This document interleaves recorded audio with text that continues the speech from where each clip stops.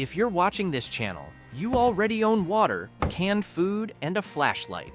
So no, this is not that video, and I'm not going to spend 15 minutes announcing that humans need water like it's breaking news. This video is about everything else on the official US government emergency checklist. The entries experienced kits still miss, the exact official numbers almost everyone misremembers, and the items so strange they sound invented. Because buried in FEMA's own published document, there is a wrench that is not allowed to make sparks. There is a roll of duct tape with the smartest job description in federal history. And on the official second page, the page almost nobody opens, there is, I promise you, a pencil. So here's the deal for the next 15 minutes. We walk the live current list, not the version floating around forums from 15 years ago. The 6 basics you already own get the express treatment, just the official quantity, plus the 1 detail on each that most kits quietly get wrong. Then the 8 items that actually separate a working kit from a shelf of water bottles. Then page 2, where the government gets genuinely weird. Keep your own score as we go. I'd bet real money at least 2 items on page 1 aren't in your kit, and I'd bet the pencil isn't either. The duct tape thing is waiting at the halfway mark. It is not what you think it's for. Who wrote this and why it's built the way? It's built a little context before we count, because the design logic matters. The list comes from FEMA's Ready campaign and lives on the government's own site, ready.gov. Its design assumption: after an emergency, you may need to survive on your own for several days. The window where help is coming but hasn't arrived, and the water, the power, or the roads aren't cooperating. And notice the official storage instruction, because it explains half the list: airtight plastic bags, everything in 1 or 2 easy-to-carry containers, bins, or a duffel bag. Easy to carry? This kit is designed to move. Same guidance, 1 more line most people skip. Prepare supplies for home, for work, and for the car, with the work version built around a full day of sheltering in place. You don't get to pick where you are when the lights go out. 14 items on page 1. Let's move. The speed round. The 6 you already own, and the detail most kits get wrong. You know these 6, so for each one, the official number, and the one thing worth double checking tonight. Item 1, water. The official figure: 1 gallon per person per day for several days. Here's the detail. The official wording says for drinking and sanitation. The gallon was never just drinking water. It's hand washing, wound rinsing, keeping a toilet functional. If your storage math only counted thirst, your supply is smaller than you think. And notice the wording says several days. Older versions said 3. The current list treats 3 days as a floor, not a finish line. The government quietly moved the goalposts in the direction of more. Item 2, food. At least a several-day supply, non-perishable. You have this. The detail worth keeping in the front of your head is 1 word: canned. Because an item near the end of this list exists entirely because of this one. And it's the most airtight piece of logic the federal government has ever printed. We'll get there. Item 3, flashlight. No surprises, but watch what the list does immediately after it, because it's my favorite piece of quiet design on the page. Item 4, extra batteries. Its own separate line on the official list. The light and its fuel listed apart on purpose, because the people who wrote this document know exactly which half of that equation gets skipped. Item 5, first aid kit. 1 line, no contents specified. The list names the kit and trusts you to fill it sensibly. A baseline, behaving like a baseline. Your only homework: check the expiration dates you haven't looked at since you packed it. Item 6, cell phone with chargers and a backup battery. Official wording: all 3 parts. The government assumes you have a phone. It also assumes the wall will let you down. The detail most kits miss isn't the phone. It's whether that backup battery is actually charged today. 6 down, just like that. That was the easy part. The next 8 are why you clicked. Item 7, the radio. the one item that works while you sleep. Item 7, and the first one where even good kits cut corners. The official line names 2 things, not one: a battery-powered or hand-crank radio, and a NOAA weather radio with tone alert. Most kits have some radio. The official list wants the tone alert function specifically, and that phrase is worth 2 seconds of your attention. Tone alert means the radio listens even when you don't. A warning goes out at 3 in the morning, and the radio sounds off on its own. Every other item in your kit waits for you to reach for it. This is the one that reaches for you. Item 8, local maps, paper beats, signal. Item 8, local maps, paper ones. And sit with the logic for a second. The same list that just told you to pack a backup battery for your smartphone also tells you to pack the technology that smartphone replaced. That's not a contradiction. That's the entire design philosophy in one line. The list assumes anything can fail, including the thing it just told you to protect. No signal, no data, roads closed, detours improvised, and the oldest technology in the kit is the one still working perfectly. Honest question, could you drive an alternate route out of your own county right now without a screen? The government's answer sheet assumes you can't. Item 9, the whistle, the loudest item. Per ounce. Item 9, the whistle, official reason to signal for help. Ounce for ounce, the most rational object on the page, and the one most likely to be missing from an otherwise serious kit, because it doesn't feel like gear. Here's the math that put it there. If you're trapped or pinned, your voice gives out in minutes and doesn't carry through rubble. A whistle carries farther, cuts through noise, and runs on almost nothing. You can signal for hours on the breath it takes to shout for 1 minute, the smallest item on the list, with one of the clearest jobs. Item 10, dust mask, the label that under-promises. Item 10, a dust mask. And read the official wording closely, because it's a small masterclass in honesty to help filter contaminated air. Help filter, not protect you from anything airborne. The government wrote a modest claim on its own checklist, promised less than the item might deliver. After a lifetime of reading labels that promise the opposite, that undersell is almost refreshing. The job is debris dust, ash, smoke particles after structural damage. The list says exactly that, and no more. 10 of 14, which brings us to the halfway mark, and the item I promised. Item 11, plastic sheeting, scissors, and duct tape. The home improvement aisle. Item midpoint. Item 11, exactly as written on the current official list. Plastic sheeting, scissors, and duct tape. On a page of water and first aid, this reads like it wandered in from a painting project. And the official reason printed next to it is 3 words long: to shelter in place. Here's what it actually means.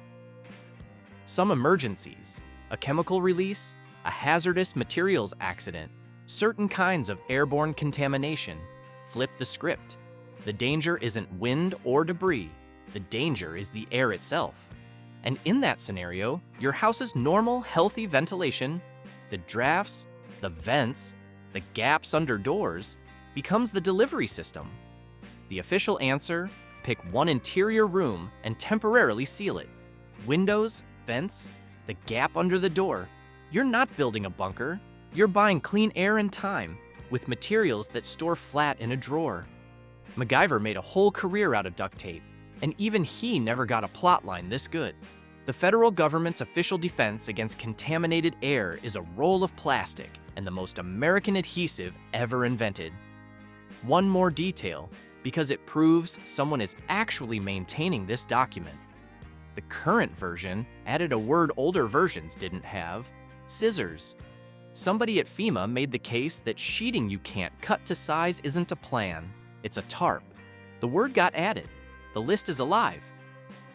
11 down, 3 to go on page 1, and the sparkless wrench is next. Item 12, towelettes, garbage bags, and plastic ties. The part, no movie shows. Item 12 first, moist towelettes, garbage bags, and plastic ties. Official reason, personal sanitation. Remember the fine print on the water? drinking, and sanitation. This trio is what makes the sanitation half workable. No running water means no washing, and no working sewage means a problem that compounds every single hour and that no action movie has ever depicted. The garbage bags and ties are how a bucket becomes a functioning toilet. Unglamorous, and the difference between an uncomfortable 3 days and an unsanitary emergency inside your emergency. Plenty of otherwise serious kits are missing exactly this line. Item 13, the wrench. The spark. They thought of item 13, a wrench or pliers, official reason to turn off utilities. The failure it answers is the one people least expect. Sometimes, after the disaster, the most immediate danger is your own house. A damaged gas line, a burst pipe, the emergency after the emergency. Knowing where your shutoff valves are and having the tool that turns them is the whole line. And now the payoff from the hook. On the government's own printable checklist, the wording gets one word more specific: a non-sparking wrench or pliers. Somebody thought it all the way through. If the reason you're reaching for this tool is a gas leak, then a spark? Steel striking metal in a room filling with gas is the last thing on earth you want to create. The federal checklist accounted for the spark. That's not bureaucracy, that's craftsmanship. And if the wrench in your kit is ordinary steel, tonight you learned something the list already knew. Item 14, manual can opener. The government checked its own math. Item 14, a manual can opener, official reason for food.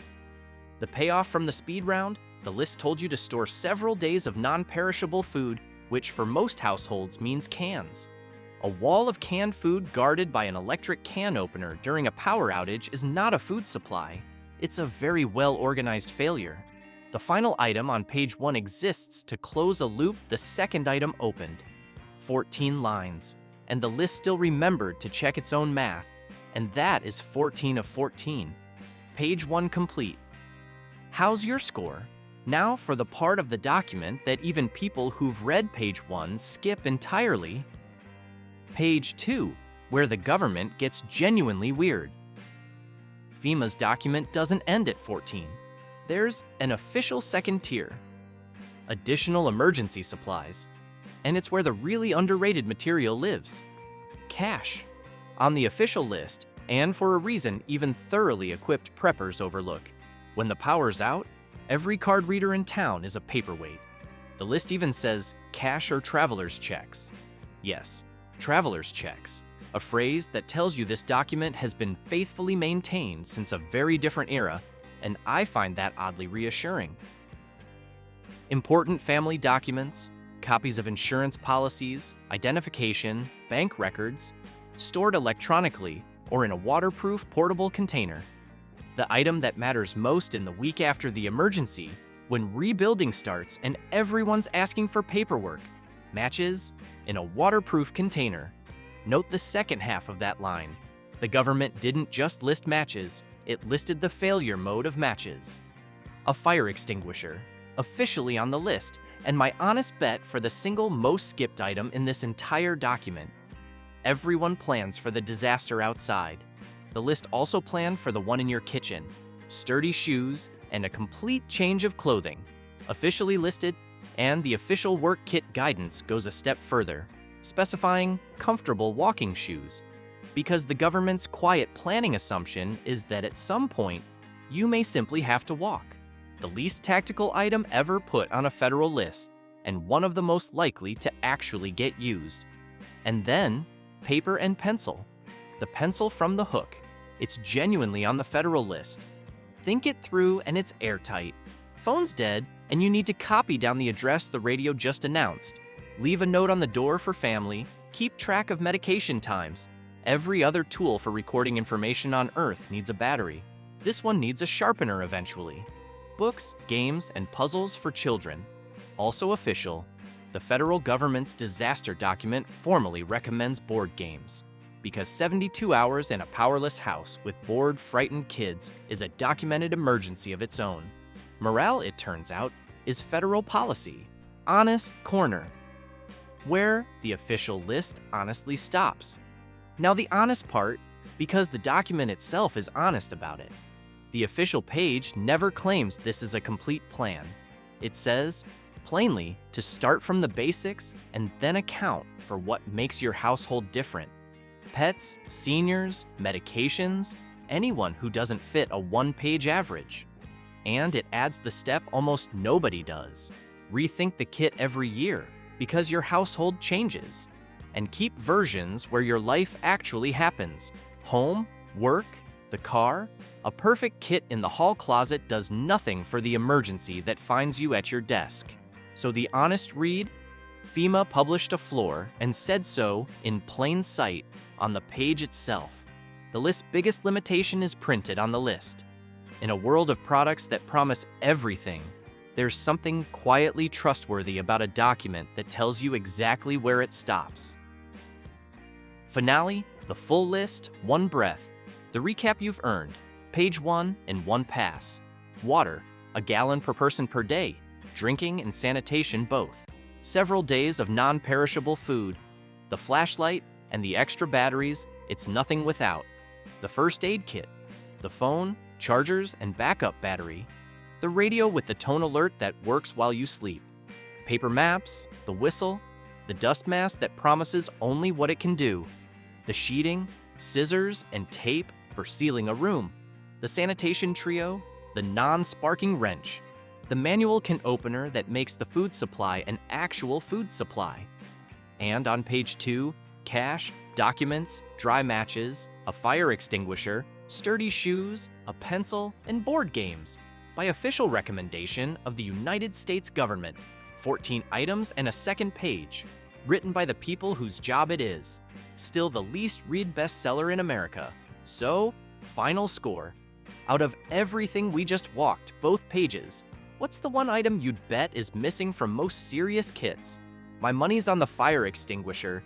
Tell me yours in the comments. Wrong answers? Welcome.